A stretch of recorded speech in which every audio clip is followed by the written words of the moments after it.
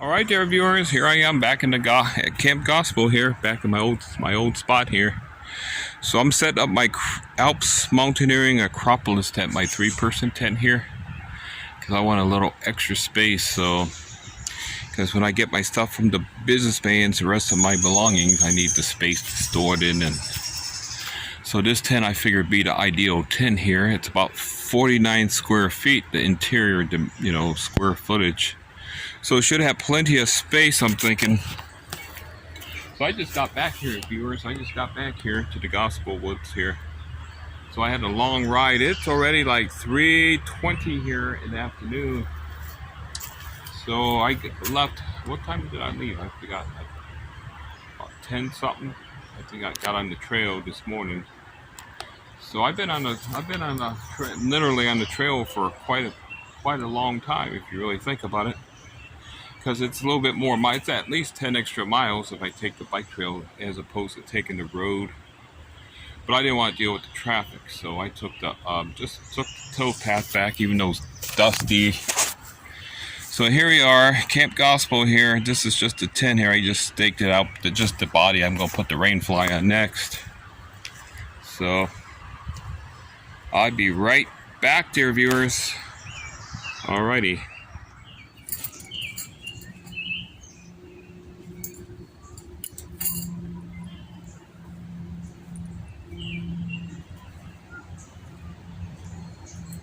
Okay, I'm getting my tent up here, viewers. Rain fly on here, and I'm staking it out now, the vestibule.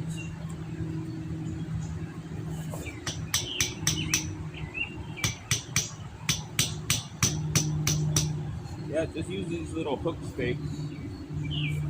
Nothing fancy about these things here. Tent stakes I'm using here, just what came with the tent.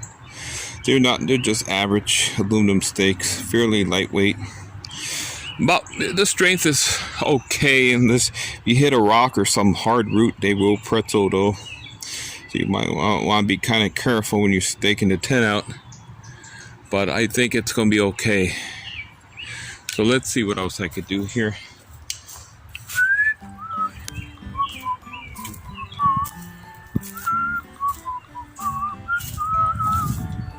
So I'm just staking out these vestibules here, viewers.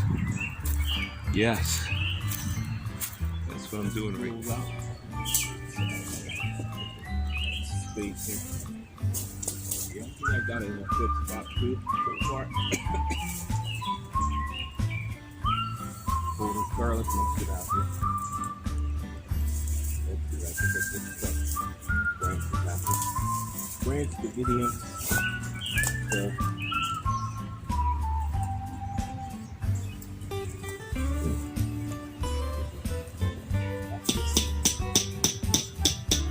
not too bad so far. We got a lot of guidelines too. Got like 6 guidelines on this tent and 2 pull-outs. So not too bad. Okay.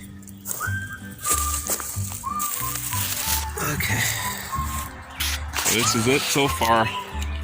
I'll be back. Hello viewers, here I am, your dear video host here. Back in old Gospel Woods here. Back at old Camp Gospel here, so back here again. My wife said I should just stay in Akron, try to find work in Akron. Well, I'm going to try to take her advice. Now, nothing definitely happened, so if things are just not moving along here, I'm going to have to look elsewhere, but for now I might just take her advice. So I'm just burning up some trash that I had from the last time I was here. Old phone book I got, and so I'm using this ALPS Mountaineering Acropolis tent. It's a 3-person tent. It's kind of squarish looking. It's all mesh. The tent body's entirely mesh. So I got this for airflow, plenty of airflow.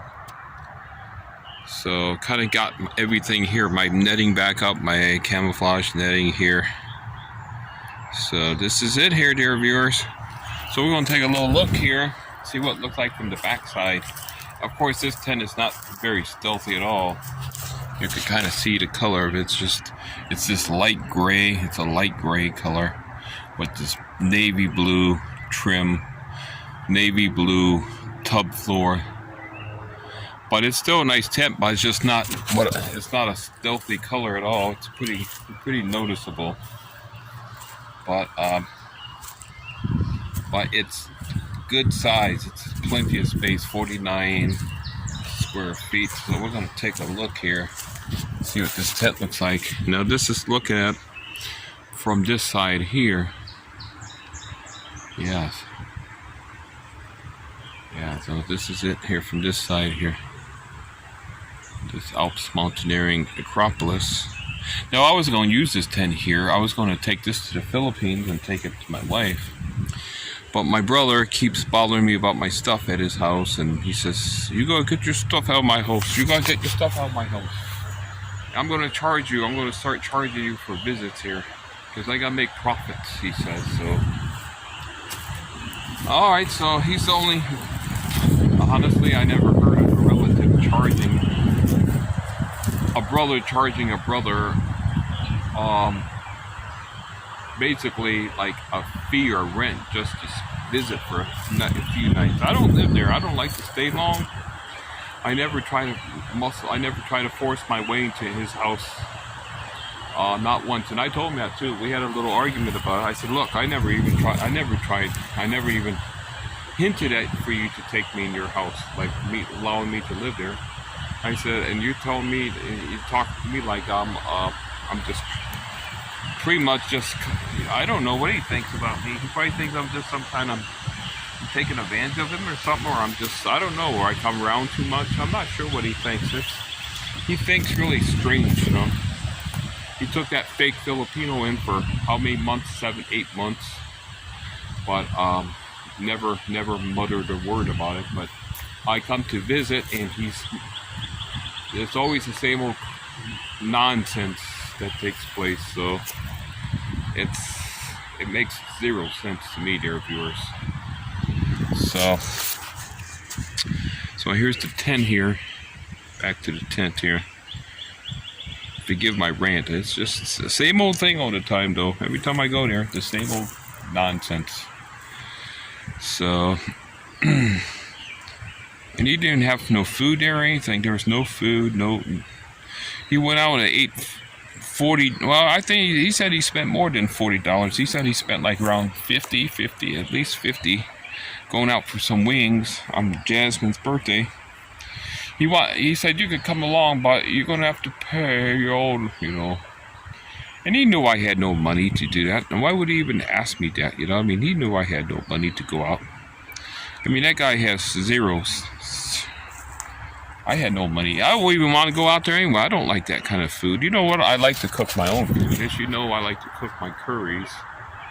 I don't like that kind of condo food. I don't go out for chicken wings, and that's just a waste of money. It's something I don't do. Even if I'm working, I don't do that. I like to cook my own food, dear viewers, because I think I'm a great cook. So he actually said that, "Oh, you could come if you want to, but you're gonna have to pay your own." I mean, he knew just even for him to ask me a question like that is, I don't know what he's trying to shame me or what, you know. He knew I didn't have the money. I mean, there's no food in the house or anything. But he buys beer all the time, though. I see him buying that Ice House beer, that cheap beer. He goes to that corner market, that corner store. It's like a convenience store that's near his apartment complex. They're on Wales and stool drayer meat. And gets this cheap beer there. So he always got money for drinking, though. And but so, you know, I did, and it's probably not, I don't know, I just decided, here's what I was going to do. I was going to make a curry yesterday there. I bought a nice pork loin roast, boneless, at Mark's. It was like $4 off. And I don't have much money left. I got like, right now, I think I got like $12 to my name. And I spent, like, Mark's, I think I spent like $6 or something. So I had like $2, some quarters because I did my laundry yesterday. And then I had like $1 in my billfold, so I used that. So I spent like $6 and something with my debit card, and $2 with like coins and dollar bills. So anyway, so I bought this nice little pork roast. It's nice too. It was marked down like $4 off. So it was like originally like $6 and something. It was like almost 3 pounds of meat. And I was gonna make it. Maybe I said, maybe I make a curry while I'm here. But then I start thinking, hey, every time every time I come to visit this guy, meeting my brother, all he does is complain about me, for one. All he does is gripe. Every time I'm there, he's griping about me, either visiting there or about my stuff. One or the other, or sometimes both. Then about Jasmine, when Jasmine had her birthday, Saturday, right? Yeah, I believe it was Saturday, or yeah, I think it was Sunday, maybe. Yeah, I think it was Sunday. All right. And he said, well, he didn't want, he kind of invited me in a half sincere way, but he said, oh, you're gonna have to pay, meaning I'm gonna have to pay my own. So okay, I said, okay, this guy's selfish, though. This guy he's working now. He makes himself, he's just a miser. He don't like to spend money. He's just very cheap. He's been like this for a long time, and he's not very giving, not a very giving, generous person. So I figured, hey, how he treats me, he'd even offer, he'd even offer me any food or or any milk or anything. Then I said, well, you know what? I don't think I'm going to cook for him this time. I'm not going to cook my rice for him. I'm not going to, what little bit of rice I got left, and I'm not going to make a curry for him, because he just doesn't treat me fair. He doesn't treat me right, For a brother, he's very selfish, He's just a stingy old businessman. He calls himself God's businessman. And he's always bragging about capitalism and profits. And he really truly believes profits before people, and definitely profits before me. And so I said, well, what? I'm not going to cook. I'm not going to cook for him. I'm not going to waste my money on him.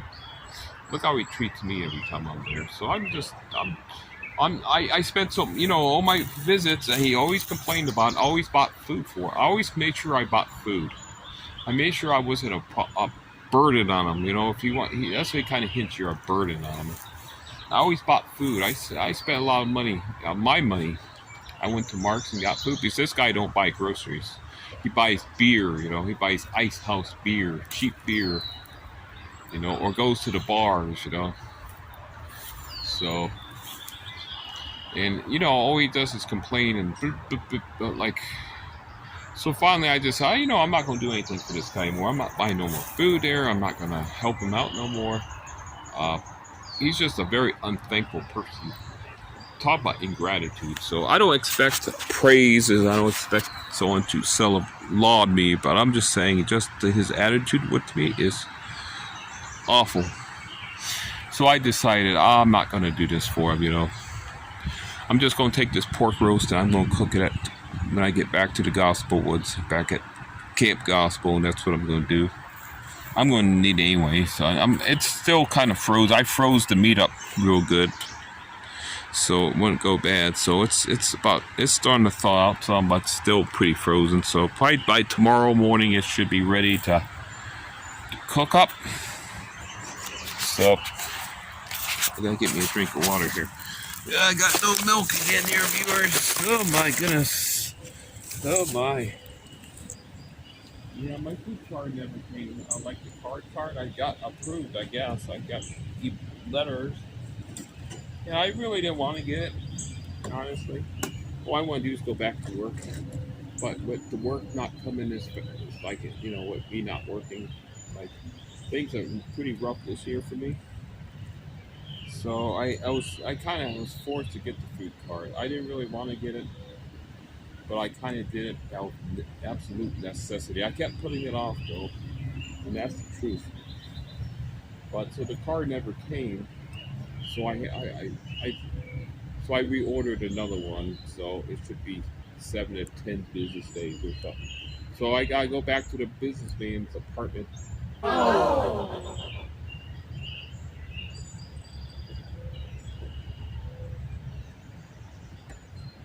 So that's how it is, I guess, because he won't bring it to me. He was complaining about about my mail coming there and all that stuff too. So this guy's just becoming a real pain in the backside, I guess you could say. So I just don't like his attitude anymore. The businessman's, the Sino's attitude. So okay, I'm going to go in the tent now so you can see inside the tent. Like I said, it's not a stealthy color at all. It's just light gray. It's a light gray, actually. It's not white, it's light gray with navy blue trim. But it's a nice tent nonetheless, so I think it'd be okay. Okay, we're going to get in here. I had a long ride today, dear viewers, so for me, it's time to get in my little hideaway, my gospel house.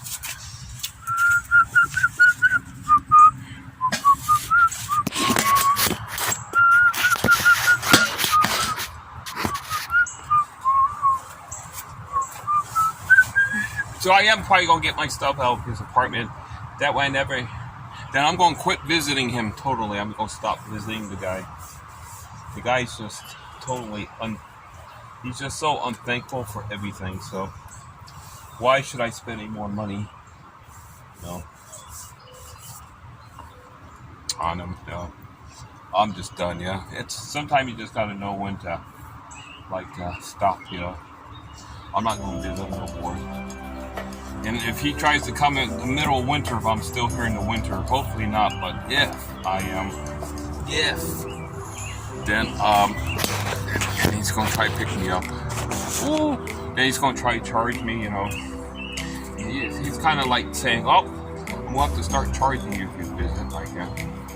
Like, I got to make profits. That's what he says. I got to make profits. He's so obsessed with profits. The guy's fanatic. He's really into capitalism, and he thinks, well, I gotta make profits. So he's gonna try to profiteer off his own brother. I mean, that's his attitude. I gotta make profits.